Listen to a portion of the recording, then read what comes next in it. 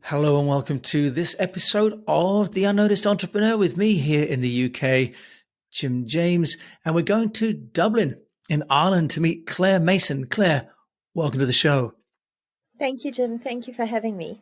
Well, we're going to celebrate. I would sing happy birthday because Claire's got her 7th anniversary of running her own company, which is managing public relations for companies and entrepreneurs. So, Claire, you and I are going to talk about how you've managed to get your clients into some of not just Dublin, but the world's biggest titles. You've managed to get your clients across titles. Well, you could tell us Forbes, Business Insider, Inc., CNBC, all of that from your offices there in Dublin. Claire, tell us, for the unnoticed entrepreneur, how can they get that kind of coverage? How does it work? It's actually one of the myths around the media that you need connections or some kind of secret ingredient to open the doors to the media for you. But I'm here to say, no, you don't. What you need and the way you unlock those kinds of publications that you saw on my website and the ones you called out is the power of a good story. And I can promise every unnoticed entrepreneur who's listening to this podcast that they have a good story. So whether they chat with someone like you and me, or they research in other ways, your story will open the door to the media world for you. Claire, that's really reassuring. I mean, because most entrepreneurs or most people think that the media is kind of impossible to get hold of, the journalists are too busy, and most of us have got some imposter syndrome in the mix as well. Take us through the steps when you work with an entrepreneur. What do you have to do to get them into that publication like Inc., for example, or CNBC? Okay, so there are a few approaches on that one, Jim. So firstly, when I work with an entrepreneur, what I do is I spend a lot of time getting to know who they are. So there is obviously a Zoom call or more than one Zoom call where I'm interviewing them and I'm really looking at what they would believe their three main messages are. I mean, that's the key for publicity as well as for social media. Find your three main messages and then find 100 ways or 1,000 ways of saying those three main messages. You know, you're not going out with something brand spanking new every time. So it's to find out what those three main messages are. It's to start seeing how those main messages would fit with a hook. And I'm always explaining to my clients that a hook is really just a little name for the media themes that are going on already. So something like COVID-19, for example, that was a big hook. I mean, we might be sick to the back teeth of hearing about it, but the media certainly isn't. There are many different ways you can angle that. I worked with a sleep coach. We used remote working as a hook, and then their individual story was the angle. So that's where the messaging piece comes in. Remote work, there's so many hooks around health and wellness and new diets, things like that, hooks around financial or economic forecast. It's finding the hook, finding the messaging, getting the client to have professional headshots taken because images really do help you open the door. You obviously still need a good quality story to put forward, but I cannot tell you how many times, and even with editors that I do have some rapport with, when I've said to them I can provide 2 or 3 images to go with the story, suddenly the story gets published the very next day, let's say. So images open the door for you. And then the other, let's say, not secret, but a strategy that I've seen work time and time again is to build what I call a publicity skyrocket. So maybe you don't hit Inc. first go off, but that doesn't mean you can't. But I'm just saying maybe that's not necessarily where you start. Maybe you start in an industry publication or a trade publication. But then from there, what you can do is take that link and then pitch yourself higher and higher and higher to the real global media that everybody understands, Inc., entrepreneur.com, Forbes, all the rest. Well, those would be the approaches I'd suggest. Claire, I love that. You mentioned at the very beginning about 3 key messages. Many people might be thinking, that's great, but how do I define those? Because I've got so many things going on. I've got a company, I've got products, maybe I've got a service, maybe I've got a milestone, I've got an anniversary.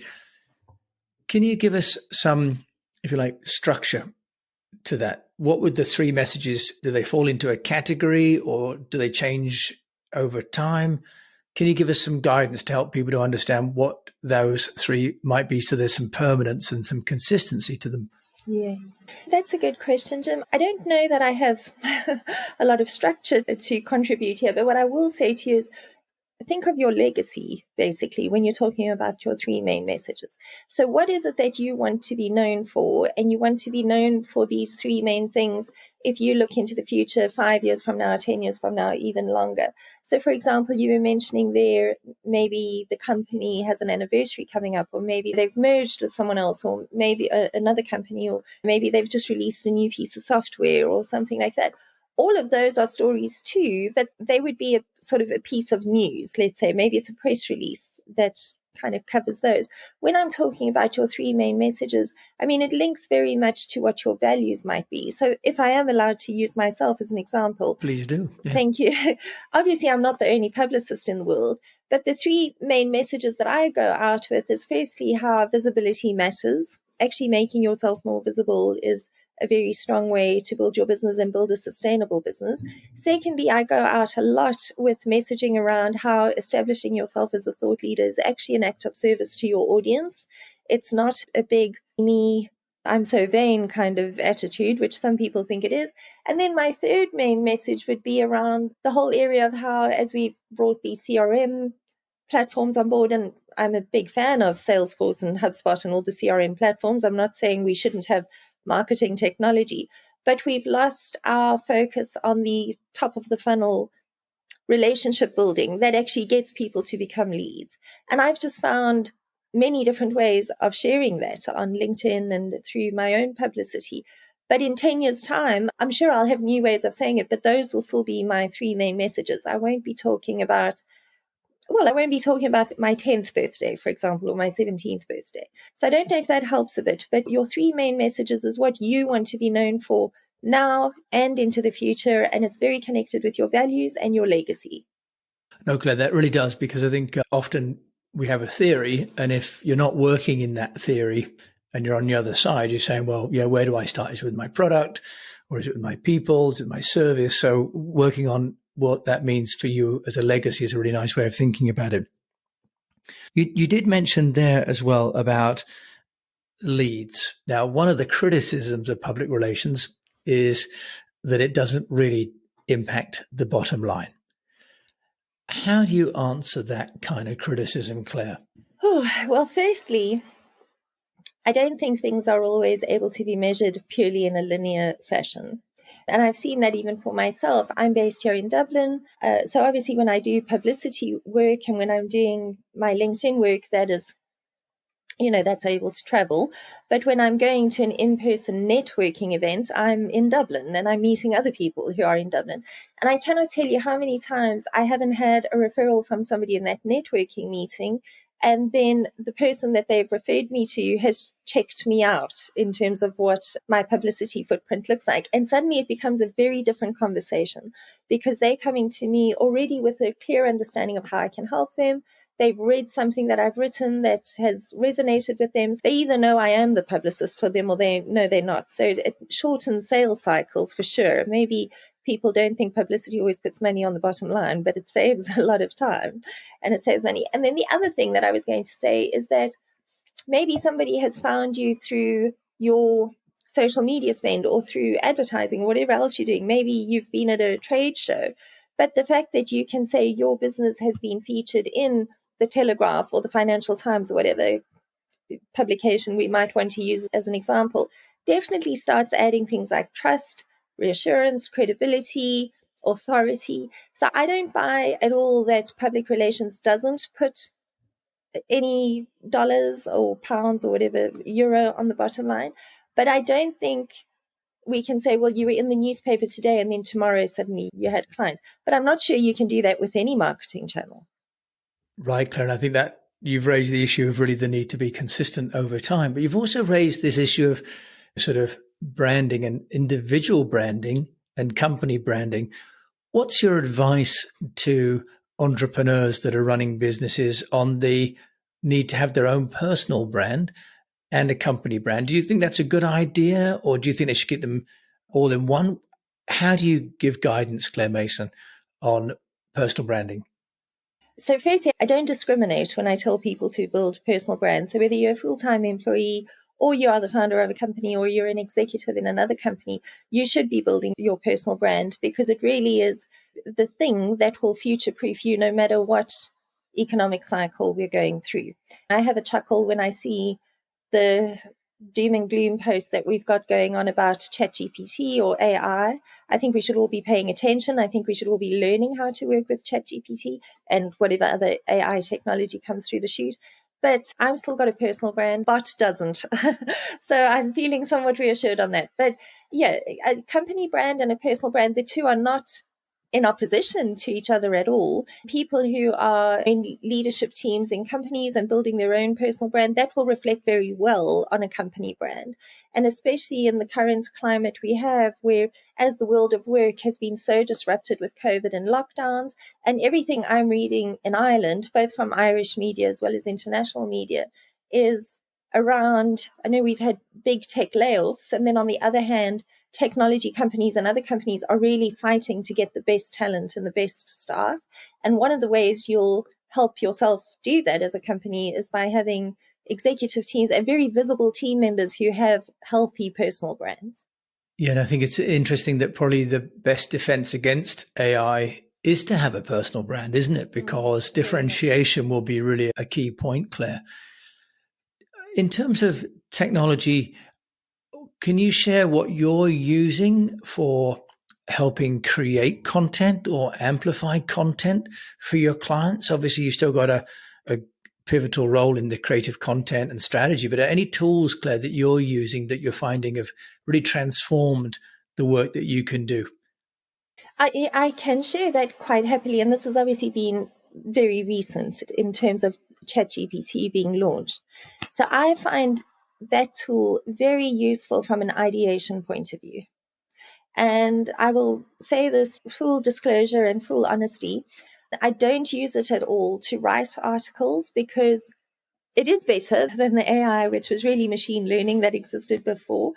But it's still, you can tell that it hasn't been written by a human. So the value that I bring and the value that all of us bring as people is that we communicate as people to people, and then you can weave in some personality. I always think if you write, you should always be thinking about user experience.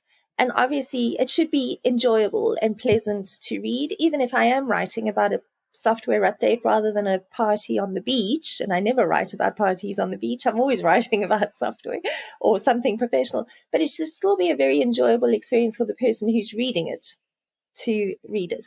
I haven't found ChatGPT can replace me on that. I don't know what's coming down the chute as this tool continues to iterate. Where I have found it enormously useful is from an ideation point of view. And on that, I'm very happy to say it has saved me time. It has saved my clients time, because my onboarding process now is I have an initial meeting with clients where I'm finding out more and more about them. And then I go back to them a week later with the strategy and the ideas and all the rest that I'd be putting forward. And in that space, it's been a game changer. Yeah. Okay. And I think, as you've rightly identified, ChatGPT and all these Quill bots and Neuroflash, they're great as augmenting, but really not replacing our own personal style and humor and warmth as well, Claire. Claire, you've helped a lot of clients get into mainstream media, and love your idea of the skyrocket. You start small and grow. Can you give us any examples of what hasn't worked? Any mistakes that you see clients maybe making before, of course, they come to you and get your guidance, Claire Mason? Well, and I'm happy to say I made these mistakes myself, and I'm also constantly learning. The first thing is quality matters hugely, but don't discount quantity. So what I'm saying there is clients need to, if people are wanting to embark on publicity themselves and they're not working with a publicist, definitely you need to be thinking about volume. You need to be pitching a lot, is what I'm saying. And even when I'm working with clients, of course, at this stage, I've done this a long time and I've built relationships with editors and journalists and podcast producers, but that just doesn't mean, because I actually work with really great, highly ethical people. So it's not a case of me phoning them up and they just say, oh, we'll publish the story. I still have editors I've worked with for the last 7 years who will say, no, that one's not for us. But you need to think quality and quantity. You need to be pitching a lot more than you think you need to be pitching to land those hits. And then the second thing I will say is there's a very simple think hook. There's a simple little formula. Think hook, which is the major theme that's already going on in the media. Think your angle, which is your specific story to it, and then get very specific. So, for example, I mentioned earlier I worked with a sleep coach, and this was a story we got published about 18 months ago. So, I suppose COVID was even more prevalent then maybe we have moved on a little bit now. But we spoke about COVID was the main hook. The angle was how, after dealing with the disruption of COVID, how were you going to really create a sleep routine that was going to set you up for the next day? And then we got really specific about that. So we shared with the editor, and I think this did get published in entrepreneur.com, like 8 ways entrepreneurs can create a sleep routine that sets them up for the next day after experiencing lockdowns and a pandemic and all the rest. So it's always about think about the hook, think about your angle, and get specific. The more specific you are, the easier you make it for the editor to say yes. Okay. And then I think what you've also said in there about a common error is people not going out enough. And I think you mentioned something earlier on about if you're sharing your information, that really you're serving your audience rather than being self-serving. There's quite a fine line, Claire, and especially for Brits who are not necessarily that good at saying, hey, look at me. How do you help clients to get over perhaps the anxiety that what they're going to say isn't good enough, isn't smart enough, isn't going to land? How do you help them with that, to some degree, lack of self-confidence? I hate saying it because I think this is a topic that we've all experienced, but I think there is an element of imposter syndrome in that. And basically, we have to remind ourselves that the imposter in our head is not speaking the truth. And then the second thing, of course, is to take the focus off of ourselves and to put it on other people. Action is always the antidote to fear. It also is the antidote to imposter syndrome. So when you position yourself, Jim, as a thought leader, or I do it or somebody else does it, it's not actually about look at me and how wonderful I am and I want to shine a spotlight on myself.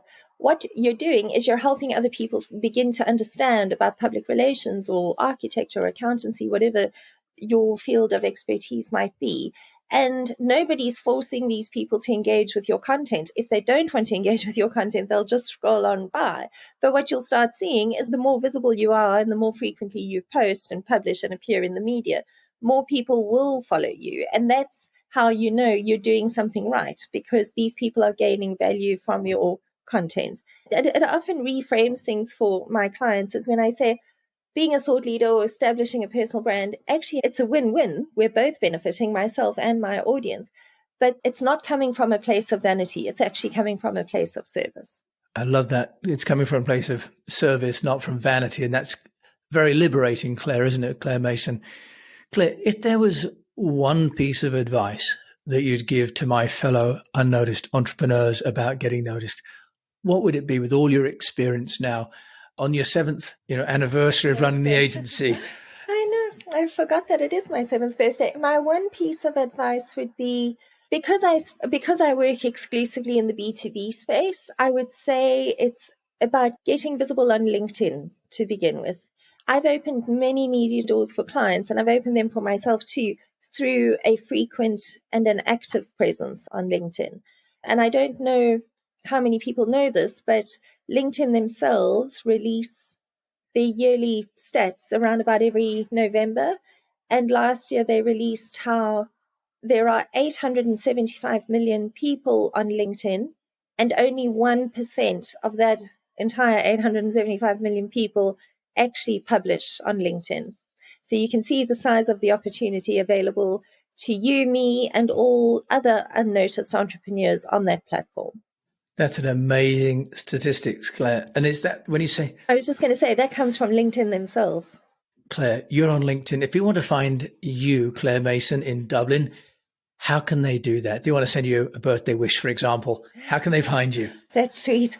So my website is clairemason.co. That's CLAIREMASON.co.